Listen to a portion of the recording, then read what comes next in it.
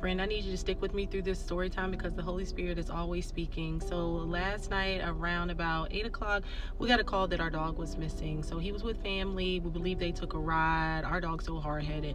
So we believe he heard some dogs in the distance and hopped out to run behind them, whatever. So it had been a while. They were looking for him. He didn't come back. They were parked at like this local church. And yeah, he didn't come back. And so we got our flashlights and got our clothes on and drove close to an hour from home because we were determined to find him because it's going to be 8 degrees last night. And so I am just weeping in shambles. So we get to the church, the place where he was, last seen, and we hop out. We're shining a light in the distance. This church has so much land, so it literally feels like we're in like a wilderness. It's dark outside, but we're calling him by name. We're shining the light, and it just seems like in the last minute we were like we weren't going to have any hope right there, so we were just going to continue driving up the road to hop out and do the same thing again. So we got in the car. My husband was like, okay, we're going to wait just one more second to see if he comes out. So he pulls up a little bit, and as the car lights shine in that distance, we see his eyes, and he's like, babe, that's Cooper.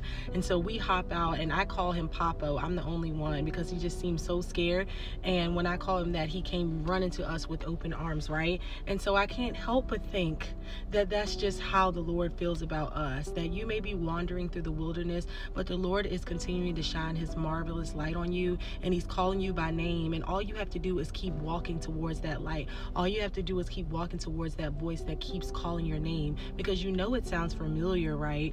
And you know that the difference between us and our fleshly nature is that, when we've looked and looked, maybe we'll leave, but the Lord will never leave. He will always be there pursuing you, wishing that not one would perish. And so I would charge you, if you have walked away from God, if you just feel like you're struggling or you feel like you're just wandering, I want you to know that the Lord is waiting for you. Behold, he stands at the door and knock. If you would just let him in, he will sup with you. And so it's just funny how the Holy Spirit will continue to speak even through real life circumstances. And now I just have that visual of if I was wandering through the wilderness and all I have to do is continue to walk before his light, and he's in the familiar place, Lord. You know that song that says, when I thought I lost me, you knew where I left me. You reintroduced me to your love.